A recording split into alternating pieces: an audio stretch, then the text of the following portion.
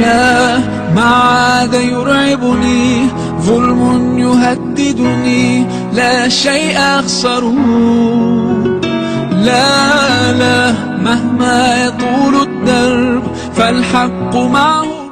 رمضان کا مہینہ اور پیر کا دن تھا. آپ غار ہرا کے اندر ذکر الہی اور عبادت میں مشغول تھے کہ یکایک جبریل علیہ السلام نازل ہوئے اور آپ کو وحی اور نبوت سے نوازا. سیدہ عائشہ رضی اللہ عنہا فرماتی ہیں رسول اللہ صلی اللہ علیہ وسلم پر وحی کا آغاز نیند میں اچھے خواب سے ہوا. آپ جو خواب دیکھتے وہ سفیدہ سحر کی طرح نمودار ہوتا. پھر آپ کو تنہائی پسند آنے لگی، چنانچہ آپ غار ہرا میں خلوت فرمانے لگے اور کئی رات گھر آئے بغیر عبادت کرتے اور اس عرصے کے لیے توشہ بھی ساتھ لے جاتے.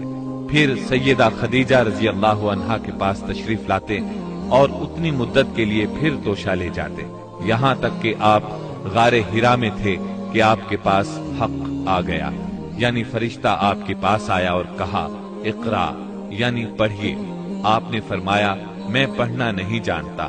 رسول اللہ صلی اللہ علیہ وسلم فرماتے ہیں کہ اس پر اس نے مجھے پکڑ لیا اور اس زور سے دبوچا کہ مجھے چور کر ڈالا اور پھر مجھے چھوڑ کر کہا اقرا یعنی پڑھیے.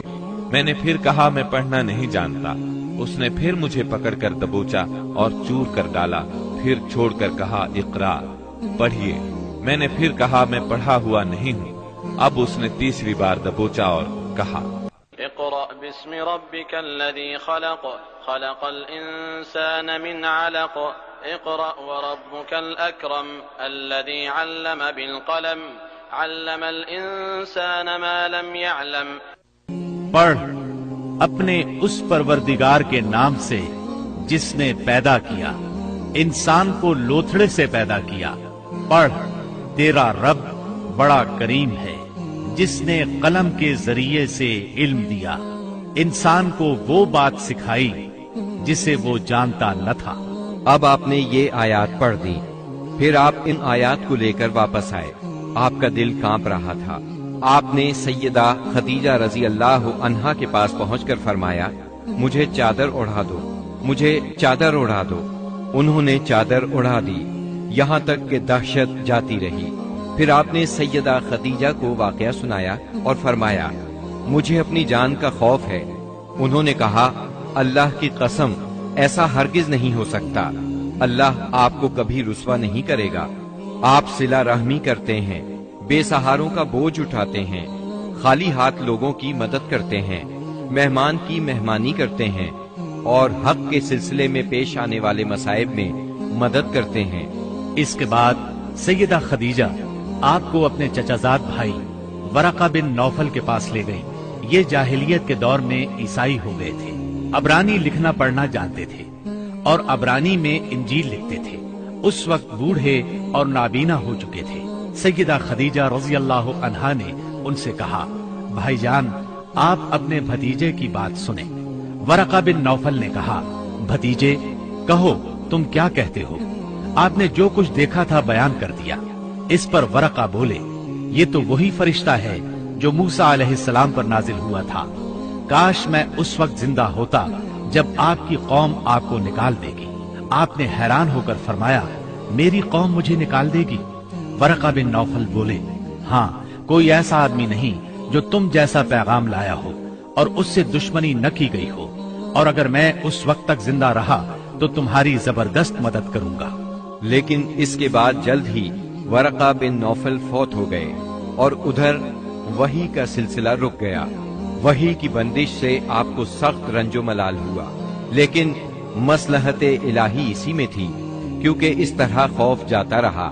معاملے کی نوعیت سمجھنے کا موقع ملا اور دوبارہ وحی کی مشقت برداشت کرنے پر طبیعت صرف آمادہ ہی نہیں ہوئی بلکہ ایک گونا شوق اور طلب بھی پیدا ہوئی اور آپ دوبارہ وحی کا انتظار کرنے لگے. ادھر آپ گوشہ نشینی کی بقیہ مدت پوری کرنے کے لیے ورقہ کے پاس سے پلٹ کر دوبارہ غار ہرا میں تشریف لا چکے تھے. جب ماہ رمضان ختم ہو گیا اور آپ کی اعتکاف کی مدت پوری ہو گئی تو عادت کے مطابق پہلی شوال کی صبح ہرا سے اتر کر مکہ معظمہ روانہ ہوئے.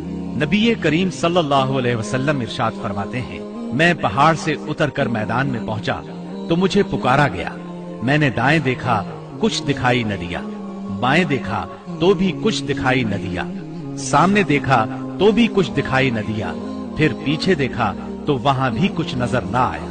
اس کے بعد میں نے سر اوپر اٹھایا تو کیا دیکھتا ہوں کہ جو فرشتہ ہرا میں میرے پاس آیا تھا وہی آسمان و زمین کے درمیان موجود ہے۔ یہ دیکھ کر میرا پورا وجود اس کے روب سے بھر گیا، یہاں تک کہ میں زمین کی طرف جھک گیا۔ پھر میں خدیجہ کے پاس آیا اور کہا، مجھے چادر اڑا دو، مجھے چادر اڑا دو، مجھے کمبل اڑا دو، ٹھنڈے پانی کے چھینٹے مارو۔ انہوں نے کمبل اڑا دیا، ٹھنڈے پانی کے چھینٹے مارے، پھر یہ آیات نازل ہوئی۔ یا ایھا المدثر قم فانذر وربک فکبر وثیابک فطہر والرجز فاہجر۔ اے کمبل پوش، اٹھ اور لوگوں کو ان کی بدعملی کے نتائج سے ڈرا، اپنے رب کی بڑائی بیان کر اور اپنے کپڑے پاک رکھ اور گندگی سے الگ تھلگ رہ۔ بعثت نبوی کے ابتدائی 3 برسوں میں آپ چپکے چپکے تبلیغ کرتے رہے۔ اس دوران میں سیدنا ارقم رضی اللہ عنہ کا گھر اسلامی تحریک کا مرکز بنا۔ یہ گھر کوہ صفا کے دامن میں واقع تھا۔ نمازیں گھروں کے اندر اور پہاڑوں کی گھاٹیوں میں پڑھی جاتی رہی۔ اس تبلیغ کے ذریعے سے چراغ جلتا رہا۔ آپ نے سب سے پہلے ان لوگوں کو تبلیغ فرمائی جن کے آپ کے ساتھ تعلقات تھے۔ آپ کو اپنے ان قریبی ساتھیوں کی طرف سے مایوسی کا سامنا نہیں کرنا پڑا۔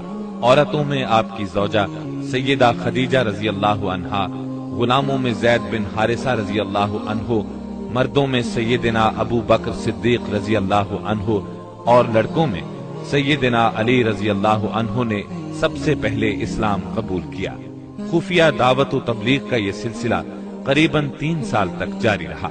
اس عرصے میں جن حضرات نے اسلام قبول کیا ان کے نام یہ ہیں: بلال بن رباح، عثمان بن عفان، زبیر بن عوام، عبد الرحمن بن عوف، طلحہ بن عبید اللہ، سعد بن ابی وقاص، عمرو بن انبسہ، خالد بن سعد بن عاص، عمار بن یاسر، خباب بن ارد، ابو عبیدہ بن جراح، سعید بن زید، جعفر بن ابی طالب، عبداللہ بن مسعود، ابو سلمہ، عثمان بن مظعون، صہیب رومی اور ارقم رضی اللہ عنہ۔ مجموعی طور پر قریباً 40 افراد نے اسلام قبول کیا۔ ان حضرات کو السابقون الاولون کہا گیا۔ اس خاموش تبلیغ کے نتیجے میں 40 افراد نے اسلام قبول کیا۔ اس طرح اسلام کی بنیاد مضبوط ہو گئی۔